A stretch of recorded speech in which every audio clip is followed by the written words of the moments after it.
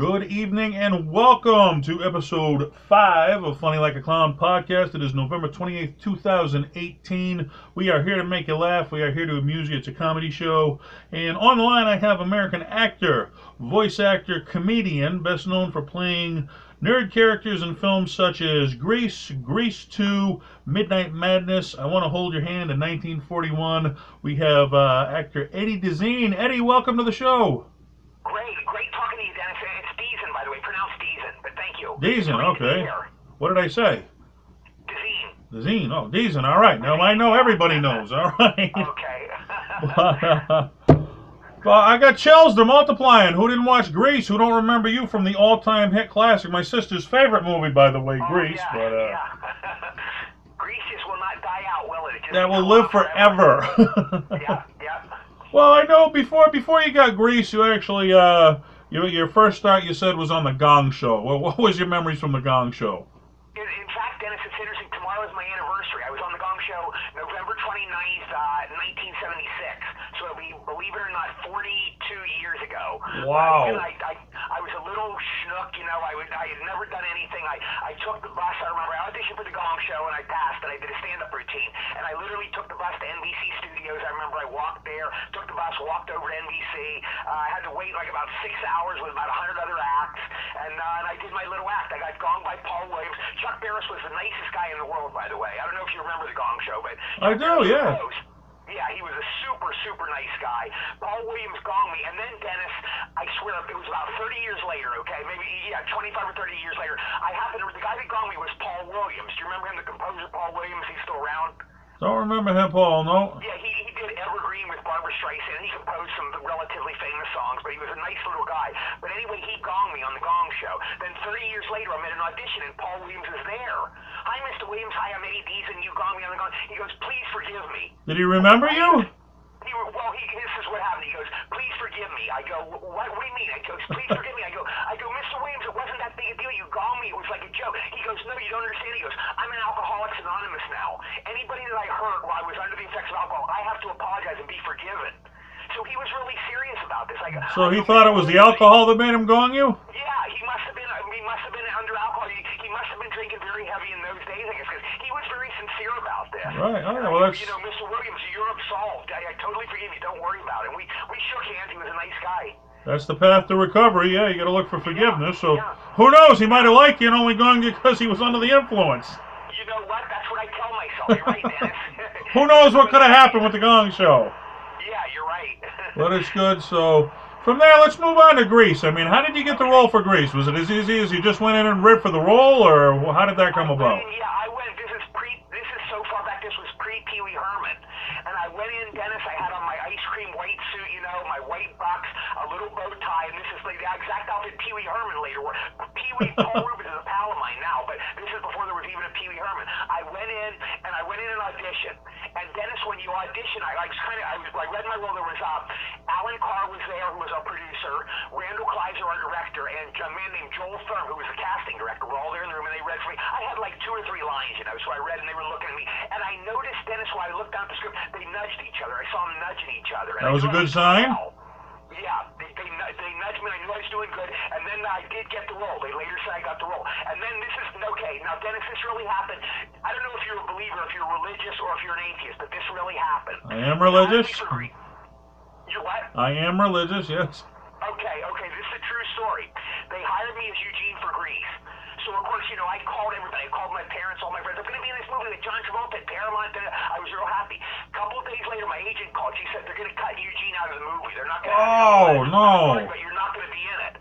Oh, my God, you know, so I was dying. Your heart was breaking, right? I wasn't even in the union, you know. My agent said, we're going to go to church and pray. What? I'm Jewish. I never come on, we're going to go to church. We went to this little church on Hollywood Boulevard and Vermont Avenue. We go up there. We go into the church. Eddie, light a candle. What? Light a candle with the altar. So it sounded kind of cool to me. We both lit a candle with this little altar in this Catholic church. We lit these candles. I swear to God, it was the next day, or it might have been a day or two later, but I think it was the next day. Paramount called back. We're putting the role of Eugene back in the movie. You're back in the movie. They said. Don't ever underestimate the power of prayer. There it is, right there. Okay, religious people take that story seriously. They go, that's a very religious Sure. If you're an atheist or a non-believer, they go, it was just a a coincidence, total coincidence. But you can believe it or take it however you want. It's a true story. Nothing's coincidence in life. That was meant to happen. You were meant to play that role. But Saying, you're probably right. Yeah. no, I know for me personally, I'm a big dude now, but it was my junior year in high school before I hit my growth spurt. And before that, I was always a short, chubby kid who got picked on at school. But were you a nerd in real life at school? Did you consider yourself, or?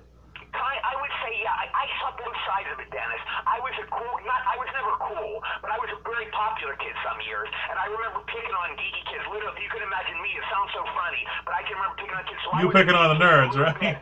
But I was on the other side of the coin too, and I was a nerd and picked on. So I saw both sides of the fence. All right, so you were ready for the role, but it was that simple. You just went in for the role, and they nudged you. Because I mean, nowadays you got to know somebody, and it's who knows who and that. This was 1977, so everybody was like Fonzie. All the other guys were like black leather jacket Fonzie, tough guys, Henry Winkler, Sylvester Stallone types, and I was the only nerd there. And there were a bunch of girls in poodle skirts and saddle shoes. Everybody was like that. So I was kind of unique there in my dress. But I remember I put Vitalis in my hair. I rubbed it in my hair, made my hair greasy. Whereas nerds don't do that, but it kind of was a weird effect. Hey, it made you stood out. If you can stand out, that's what they remember. Exactly, you're right. So now I know for a little bit you tried stand-up comedy and you performed a few times at the Comedy Store. What was that like trying stand-up comedy for you? I had a hard time memorizing lines, Dennis. I couldn't do it. Some comics get up, and they'll do it 15 minutes. Natural, yeah. Routine. I had a hard time, and I used cue cards. I literally had little index cards, and I read my routine. I go out, there's Eddie Deezen, da-da-da-da, plaza, plaza, plaza. They clap. I go, sure, but will you respect me in the morning? That was my opening line, I remember, and then I did a bunch of bad jokes, and I read it off cue cards. I did the Comedy Store in West Hollywood or L.A., whatever it is, for 2 weeks. Then they shipped me to Westwood. They said, you can go to Westwood. And I went there and I tanked. I bombed out. I was 19 years old, or 18 even. I think I was 18, and I bombed. I said, I don't like this. I didn't like doing it. And I never did stand-up again. You concentrated on acting after that? Yeah, I just stuck to acting after that, pretty much. All right. Well, you've had quite some legendary roles. I know you're in the movie 1941, directed by Steven Spielberg. What was it like working with the all-time legend Steven? Wonderful guy. I'll tell you a couple stories. One day, Steven, I don't know if you saw that film. Did you ever see 1941? No, actually, the guy who got us together, he was asking me, and I'm trying to remember it. I watched so much as a kid, but the Ferris wheel seems to remember a little bit, yeah. On the Ferris wheel. I spent the whole film on a Ferris wheel with my friend Murray Hamilton. Murray was the mayor in Jaws. You saw Jaws, right? Obviously. Murray was the mayor in that, and he was my pal. We're on the Ferris wheel with my dummy. Anyway, one day Steven's whipping us around, spinning us around real fast, and I got nauseous. I got sick. So I go, Steven, I'm sick. Can I get down? He takes me down. He goes, go lie in my dressing room. So I go, and Steven's secretary took me, and I'm wobbly-legged, and I'm there in the dressing room. I'm lying in Steven Spielberg's cot. So then I got real sick. I crawled into the bathroom. I threw up in the toilet. And then the significance hit me. I go, I just threw up in Spielberg's toilet. One of the great moments of my career.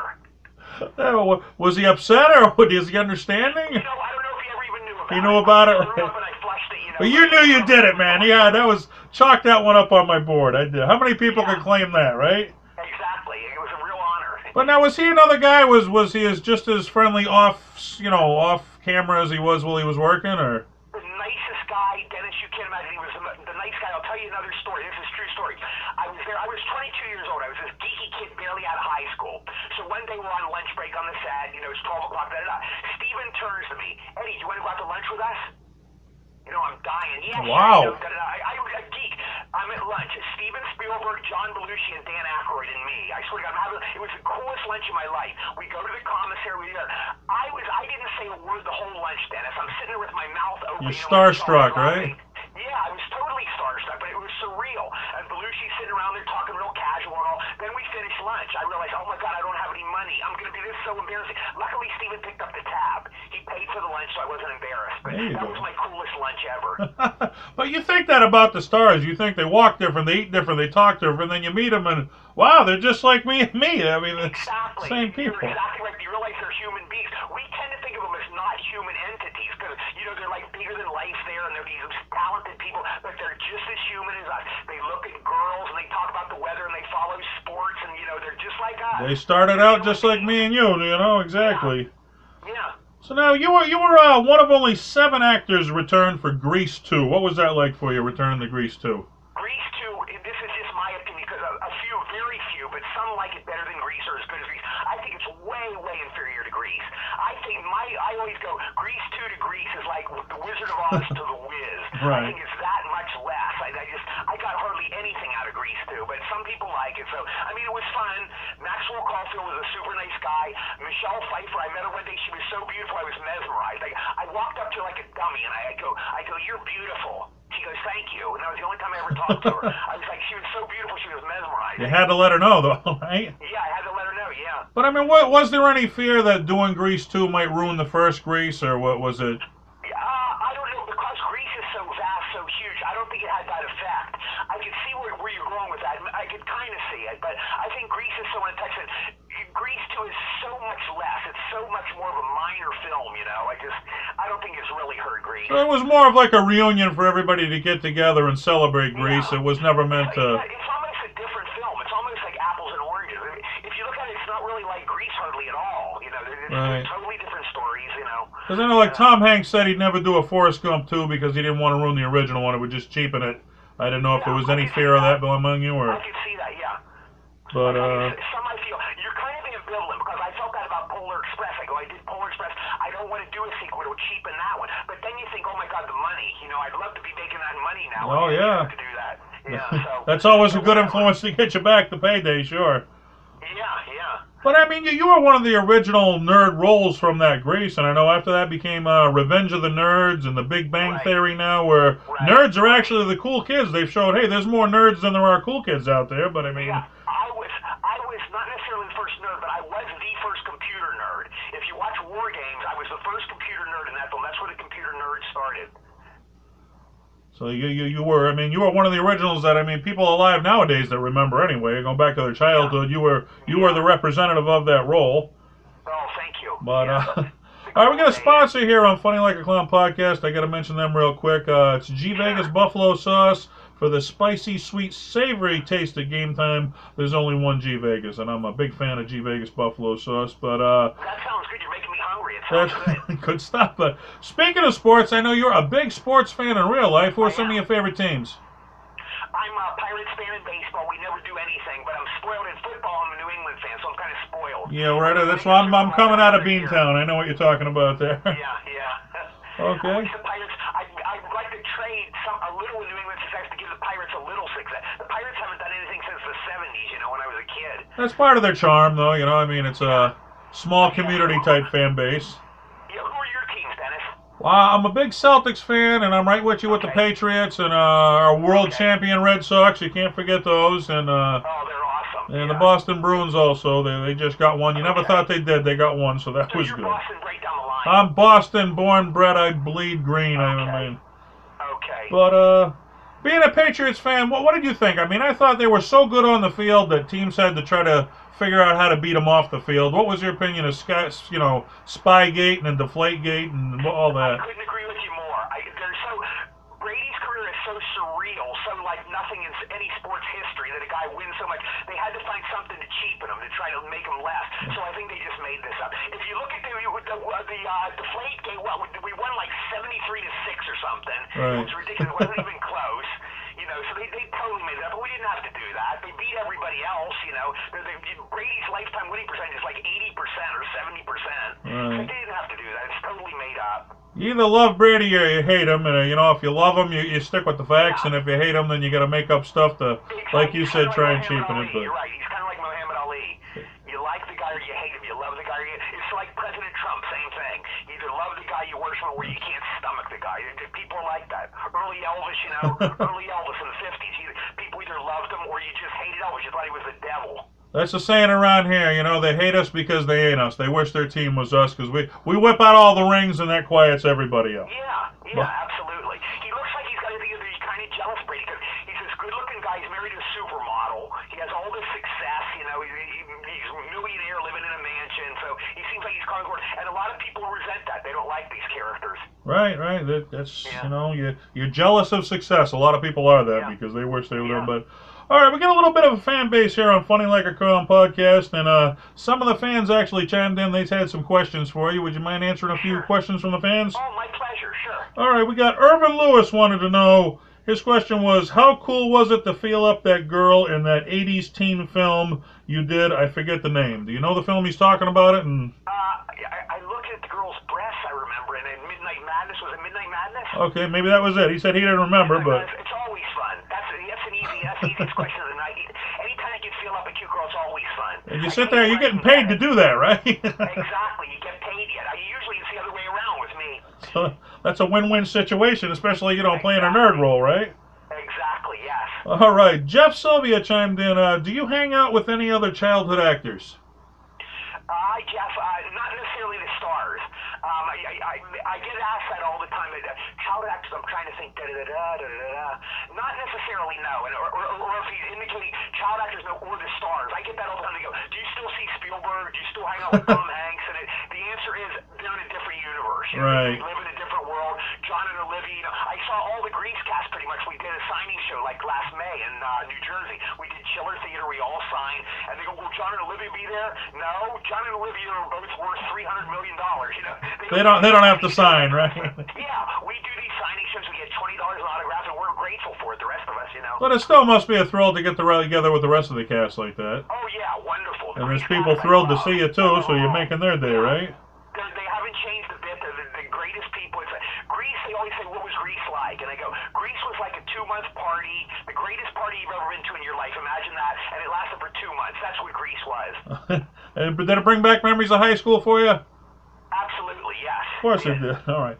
Now, we got some intelligent fans here, and we got some not so intelligent. That's the charm of our show. But AJ Happany wants to know, how do you still have hair and John Travolta doesn't? You got any shampoo recipes you want to share with AJ? Good question. I guess that's heredity. I'm lucky, but you're right. John is the greatest guy in the world. John Travolta is the nicest guy in the world. He is a little bald now, so I forgive him for that. He's just the most totally nice guy I've ever worked with, the nicest guy I've ever met. But yeah, and he looks good bald. None of us are getting any younger, are we? That's for sure. Yeah, that's true. Sadly true. You're right, Dennis. All right, Johnny Benson wants to know, will there be a Midnight Madness 2? I wish. That's not up to you, but I mean, you do wish there would be one, yeah? Oh, yeah. You know what's funny about that, Dennis? We did Midnight Madness in 1979. Until last year, there was, if you know Midnight Madness, the cast is 25 people. There's 25 of us in it. All 25 of us were still alive up till last year. Now, you take any cast routinely, any random cast of 25 people, within 40 years, one of them is going to die just because of the law on this planet. Somebody Right. cancer. Law of averages, yeah.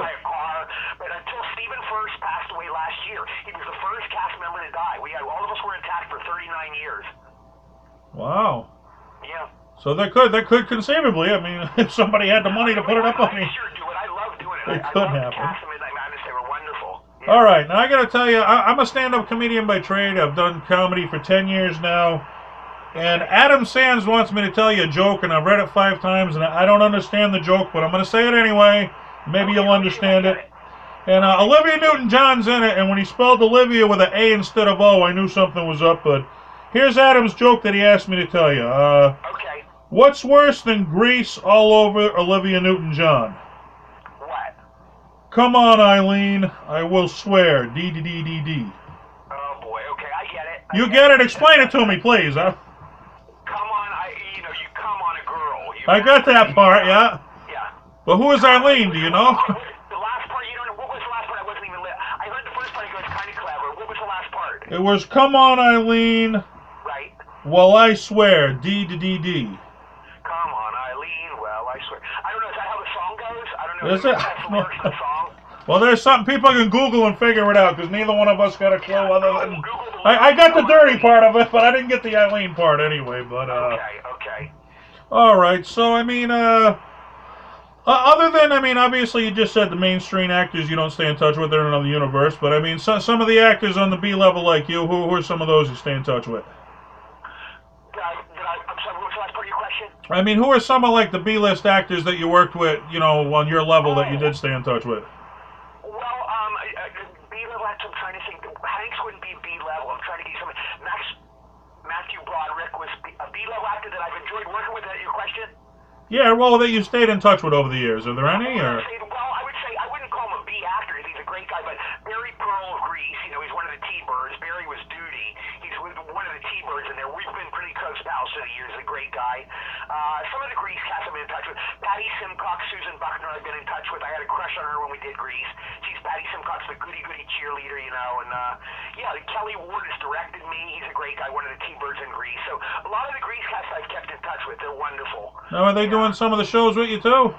Yeah, we do a lot of signings. Okay. I used to do them with Jeff Conaway all the time. Jeffy and I used to do 2 shows together. The two of us sitting together, we did a bunch of shows. Really? You know, before he passed away, he was a wonderful guy. He was like a brother to me. Well, that leads me into my next question here. I know I'm a big Robin Williams fan, and he gave us so much, so many movies, so great things, and it was such a tragedy how his life ended. And I know I watched Jeff Conway on Celebrity Rehab, and you know, he called himself out. He said he had Taxi, he had Grease, he had The World by the Tail, and substance abuse. It really, you know, took its toll. And John Travolta, he got attacked by the paparazzi. But being connected with those actors, what was it like for you seeing that happen to these great actors? Well, John, you know, has had a very successful career. John seems to be still going. John he's at the level, you know, he's a Hollywood legend. You know, he's made 3 classic films. He's had Grease, Saturday Night Fever, and Pulp Fiction, and he's made a lot of good films. And Welcome Back, so John is in the category of legend. Jeffy was a different animal. Jeffy was, he had his demons. You know, we've all got our demons, but Jeff had really big demons. You could just see it. Jeff had 9 back operations, and sadly, he got into drugs. You know, because of the pain. You know, The painkillers, right? Yeah. Sadly, you take painkillers and you get hooked. It's not you know, he's not some evil guy taking drugs. He's a guy trying to relieve pain. It's a different thing, but he couldn't get off it, and he was suffering. And we had Dennis. One of the last things was like 2011. Barry Pearl. We all of the Grease cast were there. It wasn't John and Liver, but the rest we all went to visit Jeff. He was like in this old folks home. Everybody there was like 90 years old. All these literally old folks, and Jeffy's there, and he was in a wheelchair. And I would wheel him around. We had lunch together. We all had deli sandwiches and sodas. And I remember wheeling Jeff around his wheelchair, and I almost cried. And I mean, if you look at Grease, he's like this Greek Adonis, you know. Right. In his leather suit, he looked like the Fonz, you know. Really macho, cool. But he was in a wheelchair, hunched over, and I wheeled him around. Eddie, did you get your soda? And he helped me get my soda out of the soda machine. And he took me to his little bedroom, and you know, it was very sad. It was sad seeing him at the end. It's kind of like, I don't wish death on anybody, but you know, some of these people, you see, they're suffering, and you their misery. And Jeff was one. I'm glad he wasn't suffering anymore. Right. I lost my best friend to substance abuse, and it was very, like you said, it's very sad. But you hope other actors see that and offers them hope that, you know what, I don't want to go down roads like that. I got to take a better road. Like John Belushi was there. Like he had the substance abuse. He wasn't suffering though. John could have made it through. He just was dumb. He did some dumb choices. He chose bad choices, right? Pain. He just got into, because John needed these kicks. John was always this wild guy, you know, and he needed more and more drugs. You know, he was like always the life of the party. He was actually a very nice, sweet guy, but he was like kind of everything. But you didn't want him to die. You wanted John to go on because he wasn't suffering. Right. Well, we lost a lot of, you know, who knows what he would have did and the enjoyment he would have gave us and the films he would have made, right? Yeah, a talented guy like that, he would have given us so much more great comedy, you know? Right. So I know now you're on to bigger, well, I wouldn't say bigger, better things, but I mean, you're still keeping busy. You're part of the Cartoon Network with Dexter's Laboratory, and as you said, you were on the Polar Express, so tell us a little about what you're up to nowadays. Mostly I do. I'm stuck in Maryland right now. I'm trying to get back to LA. I've been actually out here for 3 years. I do mostly signing shows now, Dennis. I go around the country doing signing shows, and they're fun. Or I do Grease screenings. I do Polar Express screenings. I go. I introduce the film. I do Q&As with the audience, you know, and introduce films. Because, you know, Polar Express, it's always shown around Christmas, and Grease is shown all year round. So I do that a lot, and I love doing the signing shows. You meet these nice fans. So it's very fun. I have a fun life, but I do miss working in the movies. I wish I could get back into it, but we'll see.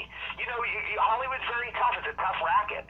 It's tough. It's tough to keep working. Chew you up and spit you out. But I mean, did Polar Express, did they approach you because you're known as the nerd actor, or did you read for it, or? Bob Zemeckis, we did a film in the 70s called I Want to Hold Your Hand. It was the first film Bob Zemeckis ever directed. It was about the Beatles. We're Beatles fans. We go to see the Beatles. So I kind of played myself because I am a Beatles fan. Right. Anyway, it was the first film Steven Spielberg ever produced, and I got to know these guys.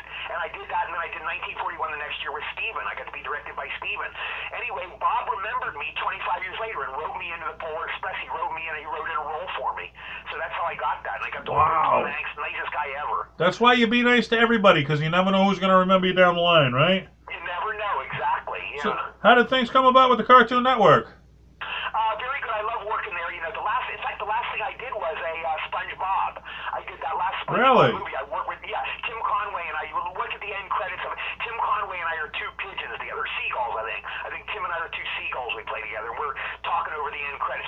last gig. Another comedy legend, Tim Conway, and he was nicest guy ever, super nice guy. Great loss to comedy, one of the legends right there. But you actually were in Dorf on through tough times now. The Dorf golf thing, right, with him? Yeah, I did a couple of those. I did a Dorf golf one, yeah. All right, Eddie. Rumor has it you are a big Beatles fan. Is that true? The world's biggest Beatles fan. Yes, I love the Beatles. Okay, and they say you can knock it dead with the trivia. Yes. I got 3 trivia questions. Are you ready to knock it dead? Fire away. Okay. Number 1, what did the Beatles receive for performing 3 times on the Ed Sullivan Show? Was it 100,000, 50,000, 10,000, or 5,000? That's a great one. Okay, let me think. I'm going to go, I think it was 10,000. All right, Eddie, you're 1 for 1.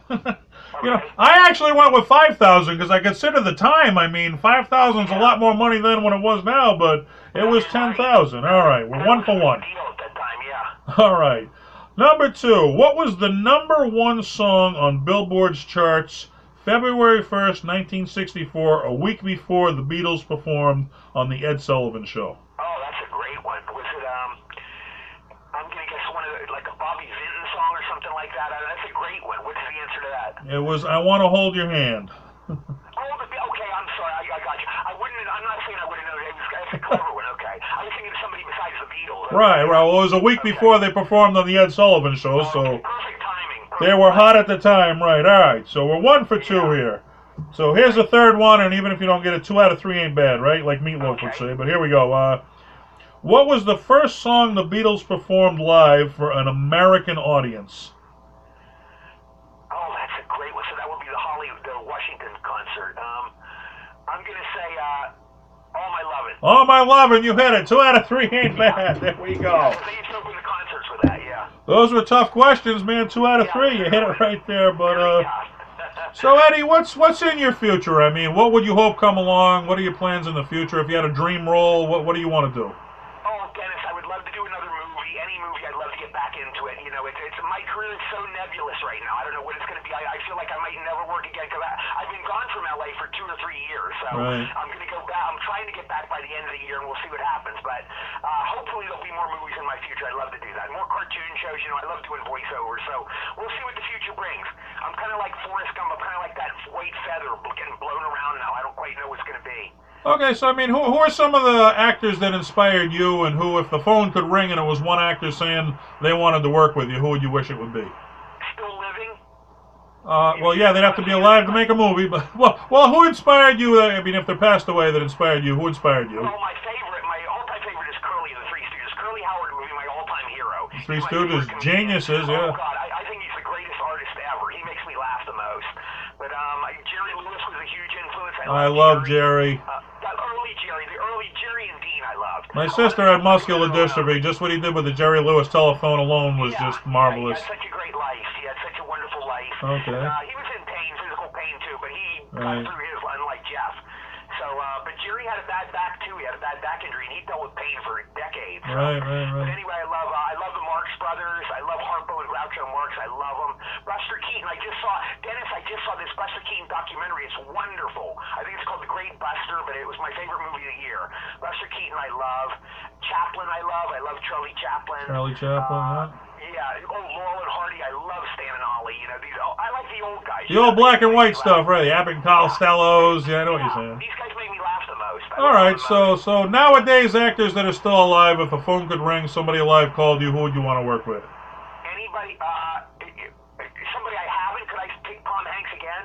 I love to work with Tom Hanks again. Tom Hanks, you like to work with again? Was that thrilling? Yeah. If it's somebody I've never worked with, I'm going to say, who do I really like now?